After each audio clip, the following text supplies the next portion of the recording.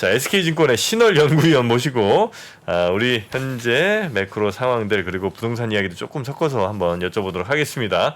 오랜만에 오셨습니다. 신월 위원님 어서 오십시오. 네, 안녕하세요. 네, 오랜만에 뵙겠습니다. 안녕하세요. 네. 지난번에도 저녁 시간에 아마 오셨었죠? 네, 맞습니다. 네. 그때 최근에 나온 게 저녁이었네요. 네, 그렇죠. 네. 그때도 아마 제가 기억이 좀 나는데 아주 뭐 재밌었던 기억이 좀 있습니다. 자, 오늘은 우리 소비자 물가 얘기부터 일단 하고 넘어가야 되겠죠? 6.3%.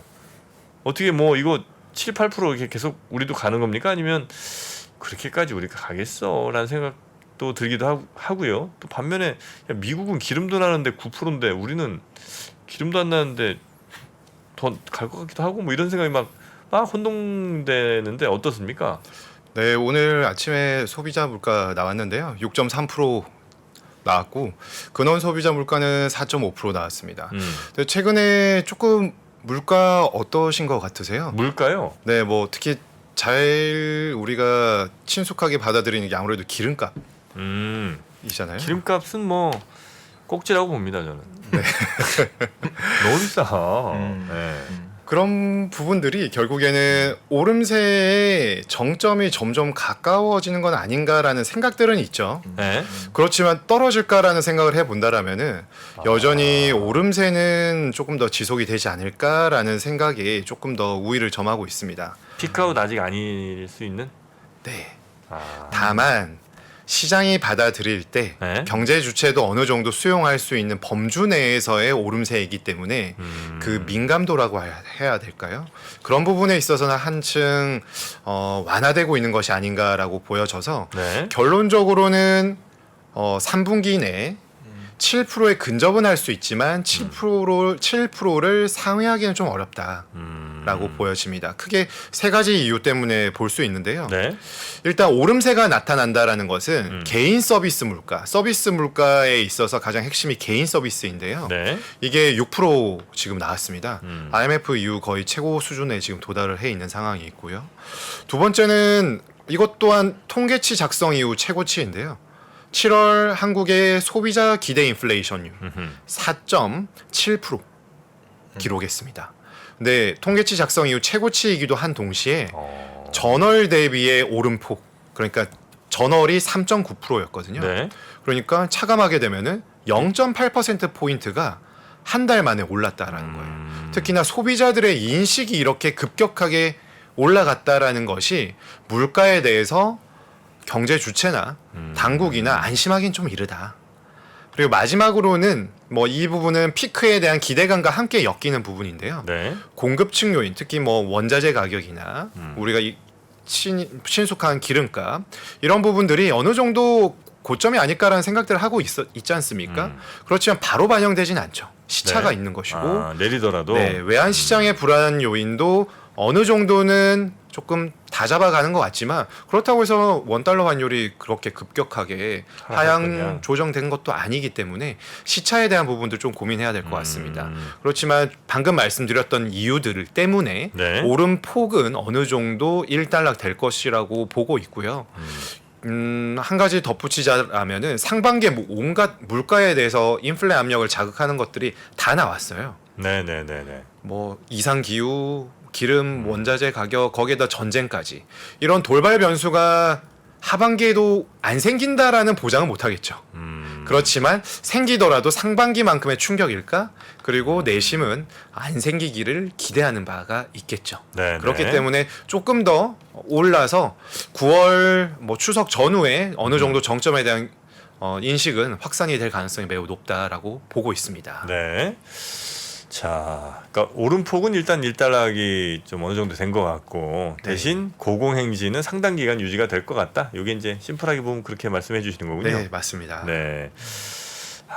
좀 난 떨어질 것 같은데. 일단 근데 추석이 이번에 좀 가까이 있어가지고 9월 둘째 주인가? 네, 아마 그럴 맞습니다. 겁니다. 그래가지고 아무래도 좀 물가가 당장 크게 떨어지기 어려울 것 같아요. 원래 추석 전후로 해가지고 또 비싸요. 채소나 과일 가격은 많이 오르잖아요. 그래서 그때까지는 좀 압박이 좀 있긴 있을 것 같아요. 추석 전이 또 껴 있으니까 네네. 지금 좀 8월 추석이 좀 빠른 것 같아요 이번에. 한 달 느낌이. 반 네. 정도 채 안 남았으니까. 아이고야. 자, 그러면 이제 물가가 이렇게 비싸다. 그럼 이제 늘 따라오는 얘기가 그러면 금리 올려야지 뭐 얘기 아니겠습니까? 네. 근데 우리도 뭐 빅스텝 한 번 더 한다는 얘기가 좀 나오는 것 같은데 여기에 대한 얘기가 좀 나오고 있죠. 네, 뭐 총재님께서도 언급했고요. 네. 시장에서도 설왕설래하고 있는데 일단 총재님은 빅스텝 가능성 배제하지 않는다. 그렇지만 베이비 스텝 25bp 인상이 더 적절하다라는 입장은 취하셨고요. 시장은 특히 채권 시장에서 가파르게 베이비 스텝에 방점을 찍고 있고, 아 그래요? 네, 기준금리 인상폭은 25bp가 적절하며 좀 전에도 말씀드렸다시피 물가 피크에 대한 기대감이 신뢰도가 어느 정도 형성이 된 가운데 쌓이다 보니까 시장에서는 빅스텝 가능성 그렇게 높게 보고 있지는 않습니다. 그렇지만 뭐 여전히 그 물가에 대한 불확실성 안심하고 볼 수는 없는 상황이 아닌가라고 보여지고 네. 언제든지 총재님께서 이러한 발언의 일련의 과정들을 더 스텝 바이 스텝으로 진행을 한다라면은 채권 시장 또한 여기에 반응을 할 수밖에 없겠고 여기에 전반적으로 모든 자산 가격 및 금융 시장 경제 지표 또한 기대 경로나 이런 각각의 경로에 따라서 영향을 네. 받을 수밖에 없다라고 보여집니다. 이번 달 말에 있으니까 좀 살펴봐야 되는데 그래도 제가 생각하기에는 베이비 스텝으로 할 것 같아요. 25bp로. 아 그렇습니까? 네. 다만 돌발 변수가 생기거나 물가의 피크를 찍고 내려오는 속도가 매우 느리다라고 하면은 지금 현재 채권 시장에서는 기준금리 2.75%를 연말 고점으로 보고 있는데 네. 남아 있는 금통위가 3번이거든요. 지금이 얼마죠? 2.25%. 지금 2.25. 네. 그래서 8월 있고요. 9월 추석 있는 날은 금통위가 없고요. 10월과 11월이 있습니다. 네. 25bp 3번 올리면은 75bp가 되고 2.25 더하기 75bp 하면 딱 3%가 되겠죠. 그렇게 해서 제가 예측하건대 빅스텝을 통해서 경제 주체의 불안감을 고조시키기보다는 네. 25bp로 올리되 물가가 빠르게 내려오지 않거나 물가의 불안 요인들이 다시 발현이 된다라면은 금리의 인상 고점을 2.75가 아닌 3.0으로 가져갈 가능성도 아직은 잔존해 있다라고 진단하고 있습니다. 네. 그 물가가 이제 빠르게 좀 어느 정도 속도가 나게 내려가는 모습이 안 나오면 이제 빅스텝도 갈 수 있다. 요 정도 말씀을 주시는 거죠? 네, 빅스텝의 가능성은 남아 있는데 그가- 총재님의 멘트가 베이비로 할 건데 네. 베이비에서 조금 길게 할 수 있다. 네, 목표는 3%다. 3%로 가게. 네, 3%에 대한 부분을 네. 여지는 좀 있는 것 같습니다. 네. 근데 만약에 그 정도 금리 수준이면 우리 금리가 우리 경제를 짓누르는 수준은 아닌 거죠? 뭐 사실 좀 해석하기 다른데요. 네. 일단 물가가 높아져 있고 빠르게 물가 안정 목표자인 2%로 돌아서지 않는다라면은 경제 주체들이 사실 경제 활동을 역동성 있게 하기 어렵습니다. 네. 소비 또한 마찬가지겠고요. 이에 대해서 계속 안정을 추구하는 정책들이 나오게 되면은 결국 재고, 생산 이러한 부분까지 영향을 미칠 수밖에 없습니다. 그렇기 때문에 짓누른다 안 짓누른다라고 하기보다는 일단 부담이 가는 것은 사실이고요. 3% 정도 되면. 네, 네. 우리 경제 상황에서는 이미 각종 선행 지수들은 꺾인 지가 뭐 대체적으로 한 7에서 9개월 이상 정도 되었습니다. 그리고 시장에서도 잘 보시는 장단기물 금리 스프레드도 뭐 거의 보통 국고 3년 대비 10년 스프레드 보는데요. 10bp 이하에서 계속 등락을 하고 있다라는 것은 네. 국고 3년물 금리와 10년물 금리가 거의 대동소이하다라고 봐야 되거든요. 네. 이거는 커브의 플랫, 그러니까 수익률 곡선이 놓아져 있는 것이고 네. 경기에 대해서 긍정적인 인식이 거의 없다라는 점인 동시에 구간별로 좀 다르지만 역전되어 있는 구간들도 상당히 있습니다. 네. 이런 부분들은 성장 경로에 대해서 좋아서 불확실한 게 아니라 안 좋은 것 같은데 어떤 식으로 전개될지 모르겠다라는 심리가 만기물별로 좀 차별적으로 반영이 되어 있거든요. 네. 네. 그러니까 결국 성장 경로의 불확실성은 좀 부정적으로 보고 있는 것이 맞고 여기에 기준금리가 계속 인상되는 부분도 일조하고 있다라고 보는 것이 적절하지 않은가라고 생각됩니다. 네.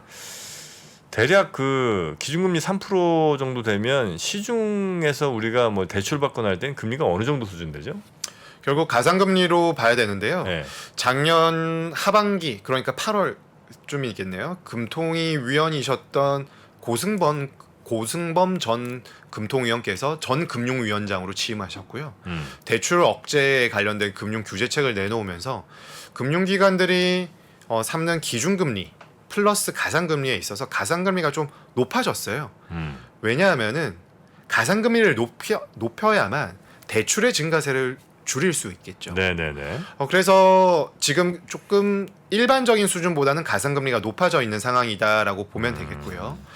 그 사이에 정부가 바뀌었고 금융위원장이 바뀌었습니다. 네. 그런 부분들이 이제 서서히 바뀔 것인데 사실 작년과 올 초에 가상금리가 조금은 비일반적인 케이스에 속하기 때문에 가상금리는 좀 줄어들 것 같지만 네. 이 금융기관에서 대출을 해주는 여신을 할 때 기준을 삼는 기준금리는 각각 상위 하나 이 레벨들이 결국 한국은행의 기준금리에 의해서 일제히 높아진 상황이기 때문에 뭐 대출 상품마다 다르겠지만 최소 4% 내외에서 이제 레인지가 이렇게 신용 등급에 따라서 네. 담보 또는 담보 여부에 따라서 달라질 수밖에 없다라고 보는 것이 맞겠죠. 네. 자, 이거 뭐 찍는 게 뭐 매우 어려운 일이고 사실 이게 적절하지 않은 질문일 가능성이 매우 높긴 합니다만 인플레이션 정점을 언제쯤으로 혹시 우리 네. 신월 위원님은 보고 계신지 네. 견해를 한번 좀 듣고 싶습니다. 말씀 주신 건 너무 어려운 부분인데요. 저는 아까도 뭐 얘기가 되었지만 9월달 지표 정도가 가장 피크가 아닐까. 9월이요? 네. 그러면 우리는 10월 초 또는 글로벌 인플레 기준으로는 10월 중하순 정도에는 여기에 대해서 좀 일정 부분 확신에 찬 물가 피크다. 그럼 그 다음은 피크 아웃이다라고 좀 인식이 대중적으로 좀 퍼지지 않을까라고 생각합니다. 네. 그리고 뭐 휴먼 인디케이터라고 할 수 있는데 사실 저희가 여기 있는 여의도, 저희가 계속 근무하고 있는 여의도에서 거리를 다녀 보면은 금융인 아니신 분들도 물가에 대해서 상당히 많이들 얘기를 하고 계시거든요. 그러면은 어느 정도 정점이 다가오지 않았나라고 생각을 해보고 그런 얘기들이 그냥 시중에 일반적인 얘기가 아니라 상당히 일반인 분들도 네. 저희 금융인 못지않게 훨씬 어떻게 보면 더 실물 경제에 접하신 분들은 더 잘 아실 것 같은데요. 결국 근거를 가지고 물가에 대한 얘기들을 한다라는 것은 일반 시장 참가자들 그러니까 결국 경제 주체들이 물가에 대한 인식이 높아져 있고 거기에 대해서 전망에 대한 얘기를 한다라는 것 자체는 네. 어느 정도 휴먼 인디케이터 상의 피크에 대한 기대감을 누적시키는 것이 아닌가라고 저는 생각을 하고 있습니다. 네. 근데 이제 일부 의견들을 제가 이제 채팅창에서 살짝 보니까 담보대출 가상금리 같은 경우는 최근 3년과 비교하면 지금 현재 낮은 상황 아니냐 이런 네. 뭐 의견이 있긴 있습니다. 그런가요? 사실 은행 상품을 제가 모든 것을 아는 것은 아닌데요. 네네네. 가상금리에 있어서 제가 요즘에 보고 있는 부분들은 결국 아까도 짧게 말씀드렸는데 변동금리냐 고정금리냐. 네. 고정금리는 아무래도 변동금리보다 금리의 변동 주기가 길게 잡는 편이거든요. 근데 아까 말씀드린 것처럼 커브가 누워 있다. 수익률 곡선이 누워 있다라는 것은 단기, 중기, 장기의 금리 격차가 크지 않다라는 것이 되겠죠.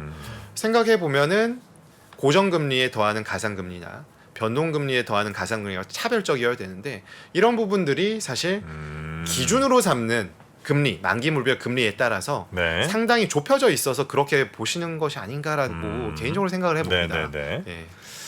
자, 이렇게 금리 상에 만약에 우리 위원님 지적해 주신 대로 예측해 주신 대로 간다면 주식시장 플레이어들은 대체로 이거에 의해서 뭐 어떤 움직임을 표합니까? 아니면 뭐 한국의 기준금리보다는 이제 미국 금리에 더 많은 영향을 받습니까? 제가 이제 하면서 국내 금리를 이렇게 굉장히 하이라이트해서 본 적은 많지는 않고 근데 이제 언제는 좀 보냐면 이제 미국 금리가 거의 움직이지 않는데 네. 우리가 뭔가 이제 선제적인 어떤 움직임을 했을 때는 약간의 외국인 인플로들은 약간 영향이 있어요. 네. 근데 이제 큰 틀에서는 이제 대체로 이제 미국의 기준금리를 따라가는 경향이 많다 보니까 네. 그래서 미국 금리 쪽을 좀 더 이제 매니저들은 중요하게 이제 기관들은 좀 보시고. 많이 보긴 합니다. 네. 예, 예. 그래서 주식시장 입장에서는 결국 말씀 주신 것처럼 국내보다는 미국이고요. 네. 결국 연준의 스탠스인데 과거에는 좀 종속적인 흐름을 보였다라면은 최근에는 한국은행이 19년도에도 금리 인하를 먼저 했었기도 했고요. 인상 국면을 결국에는 뒤늦게 시작한 것도 17년에 뒤늦게 시작한 것 또한 네. 한국의 경제 체력이 튼튼해진 동시에 자본 시장에 특히 채권 시장의 건전성이 높아져 있다. 이러한 부분들은 과거에 국채 비중 과거 대비 국채의 투자 규모도 커졌고 국채에서 가장 중요한 부분은 결국 듀레이션이 늘어났다라는 것은 옛날엔 짧은 것에 대한 주된 투자였다라면은 네. 이제는 투자보다는 그냥 포트폴리오 차원에서 자금을 맡기는 차원, 그러니까 채권을 사서 끌고 가는 만기 보유 전략을 긴 채권으로도 하고 있다라는 점이 되겠죠. 네. 그런 네. 측면들이 중앙은행으로 하여금 상당히 조금 정책의 결정에 있어서 주체적으로 할 수 있다고 해야 될까요? 네. 결국에는 외국, 특히 주요 선진국에 의해서 왔다 갔다 했던 부분들이 좀 덜어진 것이 아닌가라고 볼 수는 있습니다. 다만 최근에 이런 물가 흐름을 네. 우리가 먼저 만약 꺾였다라고 해서 우리가 금리를 먼저 경기 때문에 인하를 할 수 있을까에 대한 고민을 한다라면은 이번 인플레 국면은 분명히 다를 수밖에 없다.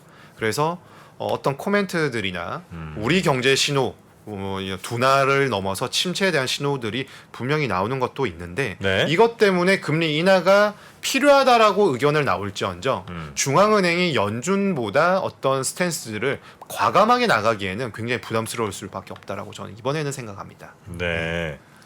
그러니까 우리 한국은행은 미국 연준보다는 선제적으로 가지는 않을 거다.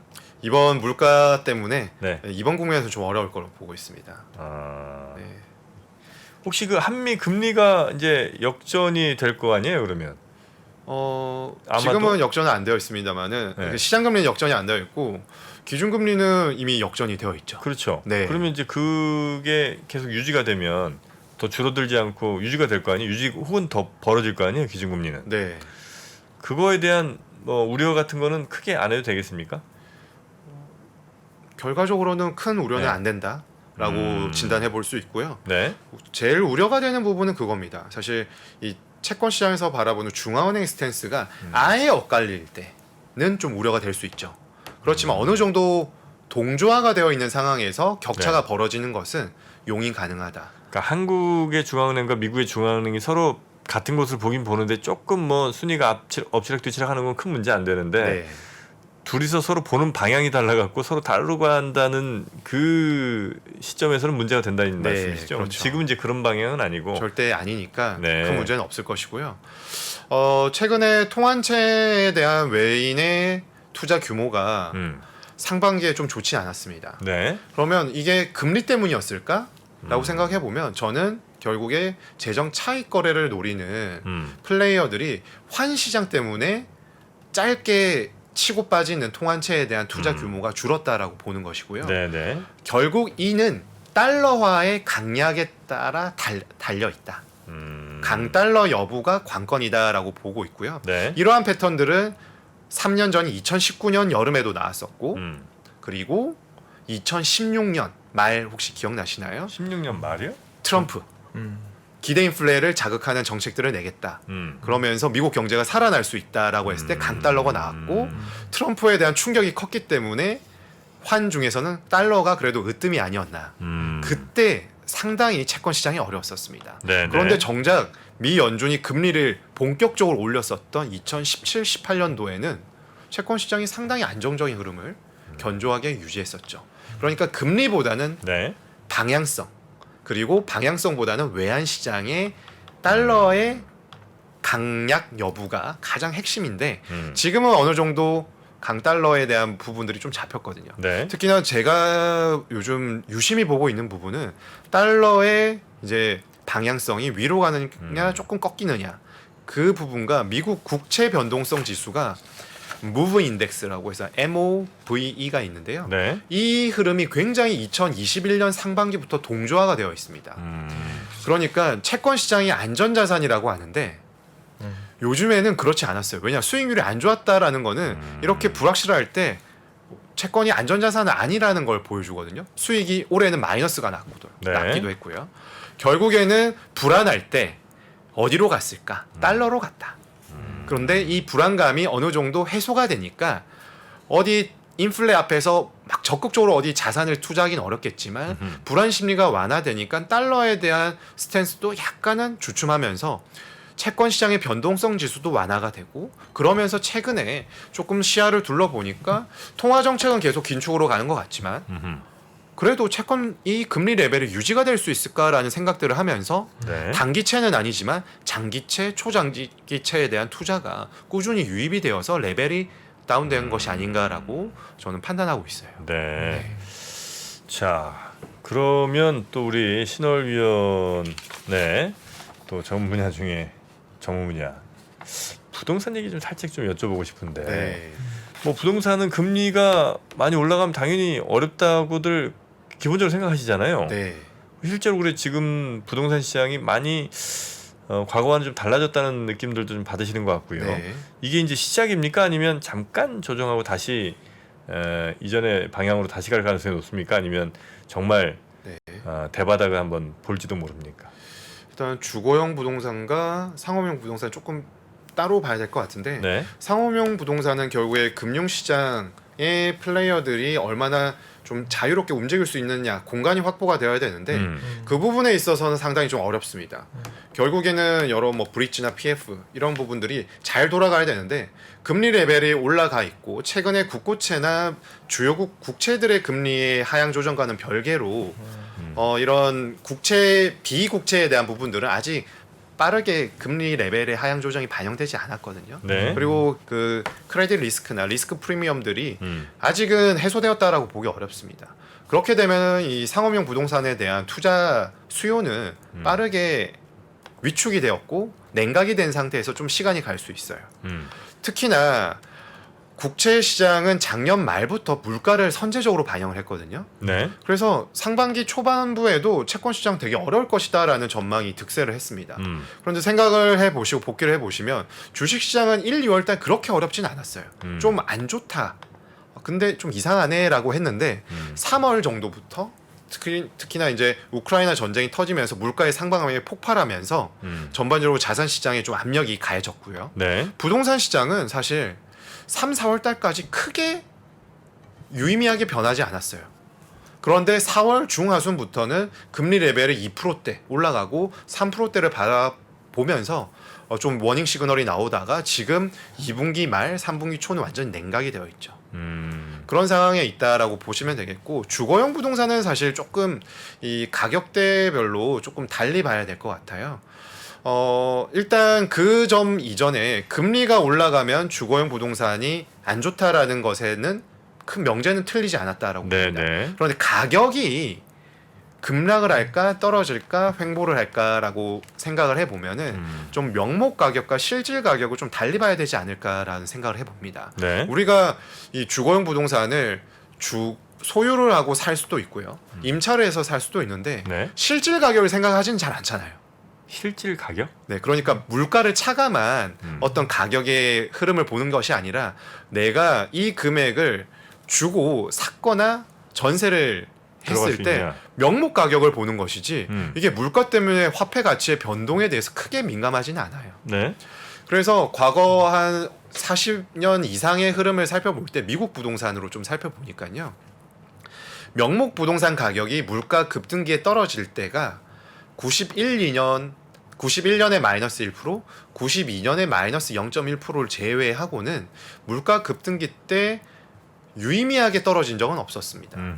그리고 물가 급등이 나오기 전에 이미 뭐 이런저런 이유에 의해서 약간의 버블도 형성이 되면서 선제적으로 명목 가격이 조금 더 오르긴 했어요. 네. 근데 이제 물가가 오릅니다. 지금처럼. 그러면은 실질 부동산 가격 물가의 상승률을 차감한 가격 변동성은 확실히 좋지는 않습니다. 물가만큼 못 오르거든요. 네. 그래서 70년대 1차 오일 쇼크 터지고 나서 70년대 중후반 그리고 80년대 초반 90년대 그 부시 대통령과 클린턴 초반부에는 좋지는 않았던 것은 사실입니다. 물론 서브프라임 때는 제외하겠습니다. 그때는 주택시장에 버블이 터진 것이기 때문에 네. 그런 상황이고요.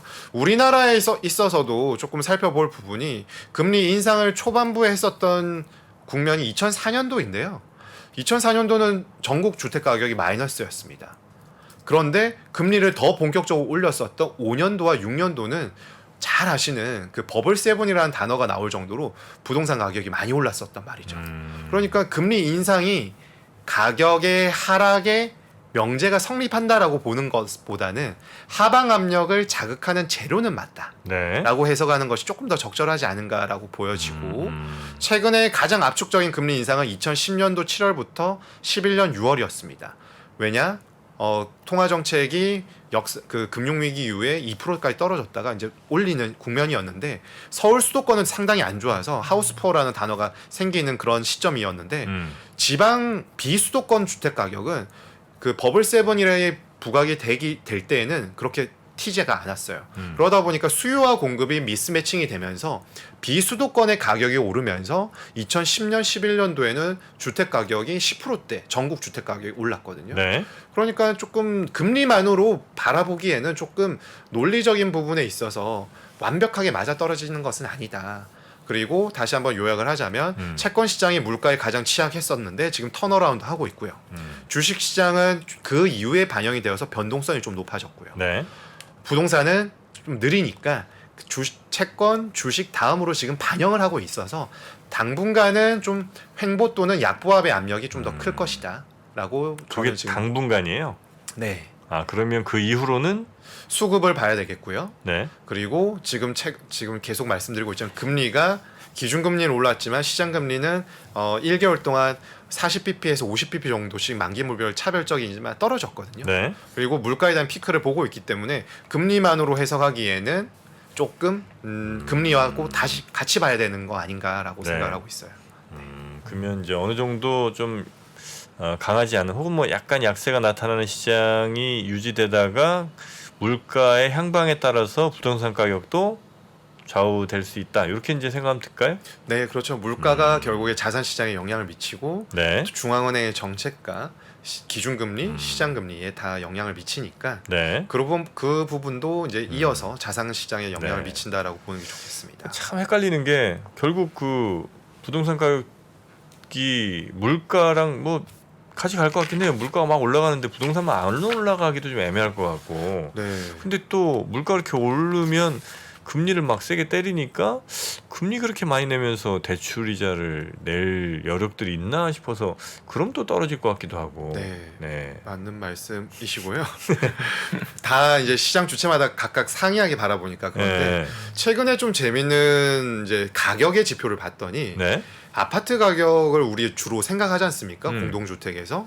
근데 최근에 그렇게 안 오르던 단독주택 가격이 오르고 있어요. 아, 그래요? 네. 올라요? 네. 근데 여기에서 단독주택이 그러면은 주택의 건물 때문에 오를까요? 땅값이겠죠. 그렇죠. 토지가는 8년째 작년까지 8년째 물가 상승률보다 높이 올랐거든요. 연간 기준으로. 그리고 매월 지금 또한 조금씩 오르고 있습니다. 네. 오름폭은 유지하고 있어요. 그런 부분들이 이 땅값에 대한 부분, 부동산의 기본은 토지이지 않습니까? 네. 여기에는 크게 물가나 금리가 영향을 못 미치는 것이 아닌가라고 생각을 해보고 있습니다. 아, 그렇게 또 보신다 이거죠? 네. 그러면 이제 단독주택 가격과 아파트 가격이 꽤 달리 갈 수도 있겠네요. 그렇죠. 토지가로 산정이 되는 단독주택 네. 그건 땅값만 보면 되는 거고요. 대부분. 예. 아파트는 결국에 가격대별로 다 다르고 분위별로도 다를 수밖에 없고 시장 참가자들이 어떤 수요를 가지고 있느냐에 따라 다른데 일단은 금리 레벨 자체가 분명한 것은 올라와 있다. 최근에 뭐 조정은 조금 논외로 하고요. 올라와 있고 여기에 분명히 자금 조달에 대한 압박이 있는 것이기 때문에 사실 아파트 가격이 이렇게 약보합으로 돌아선 데에 있어서 네. 뭐 아직 타 자산 대비 그렇게 중장기적으로 되진 않았기 때문에 저는 아파트 가격만 바라본다라면은 아직은 하방에 대한 우위가 조금 더 기간은 지속되지 않을까라고 생각하고 있습니다. 그 폭이 혹시 크진 않을 거라고 보시는 거죠? 네, 맞습니다. 하락폭이 네, 하락되더라도. 그렇죠. 아유 또 그럼 혹시 이런 고금리 혹은 뭐 중금리 시대라고 우리가 감안하고 네. 주택 시장을 비롯한 뭐 부동산 시장을 어떻게 잘 투자하기 위한 전략 같은 건 어떤 게 제일 좀 현명하다고 보십니까?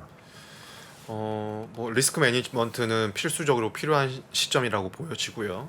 뉴노멀 이후에 저성장 저물가 저금리에서 중물가 그리고 경기에 대한 고민들이 녹아져 있기 때문에 저금리를 통해서 어떤 적극적인 레버리지 활용에 대한 부분은 조금 경계심은 필요해 보입니다. 근데 이제 조금 제가 달리 생각하는 부분이요. 네. 지금 전월세에 대한 그러면 수요가 늘 거 아닙니까? 아무래도 매매에 대한 수요가 줄게 되면은 네. 그러다 보니까 지금 6월달 올해 상반기 누계 기준으로 전국의 전월세 거래량이 150만 건이 조금 넘어요. 네. 작년 대비 35% 늘었고요. 5년 아, 평균 늘었어요? 네. 전월세 거래량. 전월세는 네, 매매는 줄었죠, 당연히.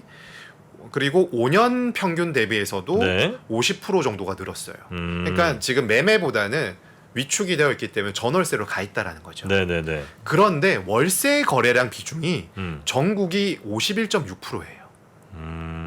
근데 51%. 일반적으로 전세를 선호하냐 월세를 선호하냐라고 일반 경제 주체에게 여쭈면은 네. 당연히 전세 선호한다고 하죠. 근데 왜 월세가 늘었을까요?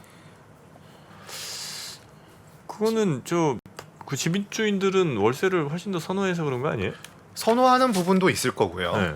이 선호한다고 해서 세입자가 임차인이 월세를 안 한다고 하면 맞아 떨어질 수는 없는 거죠. 그렇겠죠. 임대인과 임차인의 니즈가 공교롭게 맞아 떨어지는 것인데 이렇게 급격하게 늘어나는 부분은 임대차법에 의해서 전월세 신고제가 도입된 것도 있지만 결국에는 전월세 전환율에 의해서 생각을 해본다라는 거죠. 시장 참가자니까.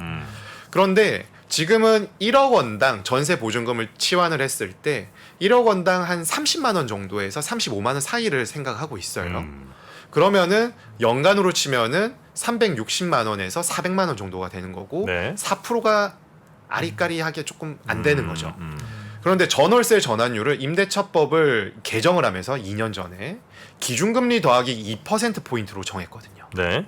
그러면은 지금 기준금리가 아까 말씀드린 게 2.25%고 연말쯤 되면은 2.75 또는 3.0이 될 거지 않습니까? 그럼 한 5%까지. 5%가 되겠죠. 네. 그러면은 1억 원당 500만 원이에요. 12개월로 나누면은 40만 원이 되는 거죠. 네. 세입자, 임차인의 입장에서는 아직 시장에서 그 가격이 반영이 안 되어 있어요.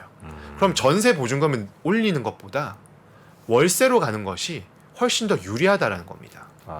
낮으니까. 나중에는 이게 월세가 더 올라갈 가능성이 높으니까. 그렇죠. 네. 지금은 아직 반영이 안 됐으니까 시차에 의해서 월세로 갈 가능성이 높다라는 거고 물론 임대인의 입장에서도 월세를 선호하는 이유들은 좀 늘어난 것은 사실입니다. 근데 제가 이제 여기서 목도를 하는 것은 지금 금리가 시장 금리가 조금 제가 안정화된다고 계속 말씀드리고 있잖아요. 네. 안정화되면은 전세 자금 대출의 금리 또한 높아졌다가 좀 하향 조정될 여지가 생기겠죠. 그러면은 지금은 월세가 유리한데 연말쯤 되었을 때는 비등비등하거나 네. 전세 자금 대출을 활용한 전세 보증금 증액이 월세로 대치했을 때보다 유리해질 수도 있어요. 네, 네, 네. 그러면은 이게 어떻게 될까에 대한 고민들을 해보는 것이고 이 전월세의 비중과 전월세 전환율에 따라서 뭐 밸류에이션을 할 수도 있겠고요. 매매와 전세 가격의 차이를 생각할 수도 있겠죠. 이렇게 했을 때 우리 흘러가는 방향성에 고민을 해본다라면은 매매 시장에 대한 투자 전략 또한 네. 참가자 분들께서 세울 수 있지 않을까라고 생각을 해봅니다. 그 예를 들어 기준금리 플러스 2%까지라는 거는 그건 네. 뭐 딱 정해진 건 아니죠. 그보다 더 받을 수도 있고 덜 받을 수도 있는 거죠. 신규 전월세는 네. 그냥 임대인과 임차인이 합의해서 하면 돼요. 그런데 네. 이 지금 중요한 게 30년 만에 임대차법이 개정이 되면서 네. 그 계약갱신 청구권이 생겼고요. 네. 5% 증액 그리고 신고제가 도입이 되었어요. 그런데 이제 5% 증액을 할 때 5%를 전세 보증금 올릴 수도 있는데 올린 금액만큼 월세로 대체할 수 있잖아요. 네. 이때 월세로 대체할 때는 신규 계약이 아니기 때문에 아. 기준금리 더하기 한국은행의 기준금리 더하기 2% 포인트를 적용을 해야 돼요. 아, 그럼 무조건 이거는 의무입니다. 공식으로 예를 들어 생각하시면. 전세 3억에 살고 있는데 전세를 5억으로 올릴 건데 5억으로는 못 올리거나 혹은 뭐 남은 2억을 하여튼 그 월세로 돌리는 경우들이 있어서 네. 그 2억에 대해서 그럼 얼마를 받을 거냐 월세로 전환을 어떻게 할 거냐를 따질 때는 기준금리 플러스 2%를 받으면 된다. 네, 그렇죠. 근데 지금 기준금리가 2020년 8월에 임대차법이 개정될 때는 0.5%였는데 지금은 2.25였고 이번 8월 말에는 2.5%가 될 가능성이 약 한 95% 이상은 되니까 네. 4.5%로 이제 생각을 해야 된다라는 거죠. 아. 그 네. 이제 뭐 지역별로도 편차가 좀 클 수도 있잖아요. 네. 어떤 분들은 이제 서울의 핵심 지역 빼놓고는 다 아마 저 추풍낙엽 될 거라고 얘기하신 분들도 있고, 아이 무슨 소리야, 뭐 결국 다시 한번 또 달린다는 분들도 있고, 하여튼 전망이 굉장히 다양하신데 우리 위원님께서는 혹시 지역별로 살펴볼 때는 역시 뭐 강남의 핵심 지역, 뭐 서울의 핵심 지역 말고 어렵다, 혹은 네. 전체적으로 좀 아마 빠질 가능성이 좀 높다, 어느 쪽에 더 무게를 두십니까? 지금 7월 달까지 나온 KB 아파트 평균 가격 서울을 보니까 12억 8천만 원을 약간 넘었어요. 근데 평균 가격이 아직은 진짜 미미하게 오름세거든요. 근데 이게 올라서 오른 게 아니라 가격대별로 평균의 오류가 있지 않습니까? 네. 근데 아무래도 높은 가격의 고가 주택은 이 인플레 시대에서 금리에 상관도 없고요. 네. 그냥 캐시가 많으신 분들, 고액 자산가 분들은 그냥 할 수 있다라는 거죠. 그래서 아마 오른 것으로 저는 추정을 하고 있어요. 그런데 이제 우리가 생각해 본 부분은 이렇게 금리에 대해서 민감한데도 평균 가격이 드라마틱하게 빠지지 않는다라는 것은 양극화가 진행이 많이 되고 있다라는 것이고요. 금리의 레벨에 영향을 많이 받는다라는 것은 아무래도 중가 주택이 되겠죠. 네. 2분위, 3분위, 4분위. 그런데 5분위 고가 주택은 아까 방금 말씀한 상관이 없고 1분위 같이 저가 주택에 대한 실수요자들이 유입이 될 때는 시장의 금리를 생각하시면 안 되고요. 네. 실수요자는 정권의 성격과는 무관하게 항상 실수요자라고 해서 정책 자금이 거의 지원이 되죠. 이거는 리밋을 만들어 준다는 거예요. 금리의 상단에. 네네네. 그렇기 때문에 1분위와 5분위는 그냥 무던하게 그냥 갈 것 같고요. 금리의 향방, 물가 때문에 어떤 식으로 자산 시장의 민감도가 높아진다라면은 평균 가격이 이제 하방 압력이 좀 더 높아질 수 있을 것 같은데 그 KB 기준으로 선도 50 가격 지수는 지금 이제 증감률이 떨어지기 시작했습니다. 네. 리딩 인디케이터의 성향이 있으니까 8, 9월에는 아파트 평균 가격은 이제 보합 또는 약보합으로 전환될 것 같아요. 그런데 제가 계속 말씀드리지만 추세적으로 항상 우상향을 해오는 성향이 강했고요. 우리 네. 부동산 시장은. 그리고 양극화에 대해서 이제 통계상으로 이제 우리가 수용해야 되는 그런 특징이 있기 때문에 뭐 가격이 급락을 할 것이다라고 말씀드리기는 좀 다소 어렵지 않을까라고 네. 생각합니다. 네. 뭐 급락을 꼭 말씀하시라는 건 아니었어요. 그냥 어떻게 해야 될 건가. 그리고 또 네. 한 가지만 더 말씀드리자면 네네네. 이 가계금융복지조사라고 해서 3월 말 기준으로 연말에 발표를 하는데요. 네. 우리 실물 자산의 비중, 가계의 총 자산은 평균 총 자산 5억 1천만 원 정도 안 됩니다. 우리나라 모든 가게들의 네. 자산들을 쭉 다 더해가 평균 냈더니 네. 5억 정도가 조금 안 된다고요. 네. 여기에서 실물 자산 77%예요. 실물 자산이라는 게 결국 부동산이 약 네. 74% 정도 되죠. 네. 그리고 연간 증감률 기준으로도 실물 자산, 부동산 자산이 21년도에 13% 정도 올랐어요. 금융 자산은 7%, 금융 부채도 7% 정도였죠. 그러니까 실물 자산의 영향력이 매우 크다라는 겁니다. 네. 지금은 그리고 작년 말부터 제가 금리 인상을 한 것은 물가 때문이 지금은 핵심이지만 작년에 우리가 선제적으로 한 것은 부동산 때문이었다라고 진단을 했고 이 자리에서도 말씀을 드렸는데요. 네. 부동산을 어느 정도 급등락을 막는 것은 당국의 역할이긴 하나 실질적으로 급등이 오거나 급락이 올 때는 가계 자산의 편차가 매우 커지기 때문에 우리 경제에 악영향을 미칠 수밖에 없다.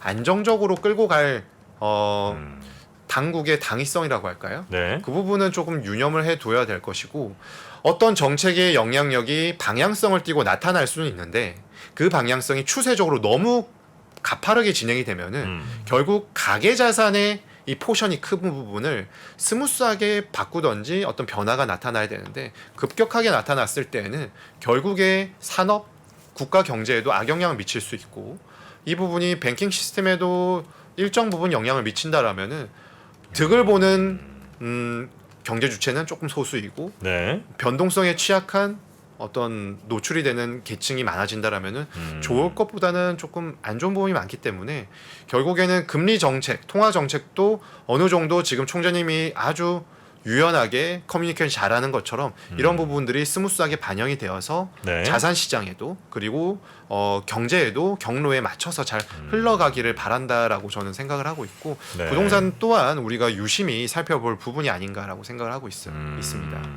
근데 자산 시장이 연착륙하는 경우는 거의 없다는 이야기하시는 분들도 계시긴 하던데 이게 확 가든지 훅 떨어지든지 하지. 네. 이렇게 뭐 천천히 우리 기대들은 늘 천천히 안정화되거나 천천히 올라가는 걸 늘 기대나지만 그렇게는 자산 시장은 안 가더라. 네. 경험적으로 얘기하신 분들도 있던데 꼭 그렇진 않나요? 최근에는 안 그랬지만 네.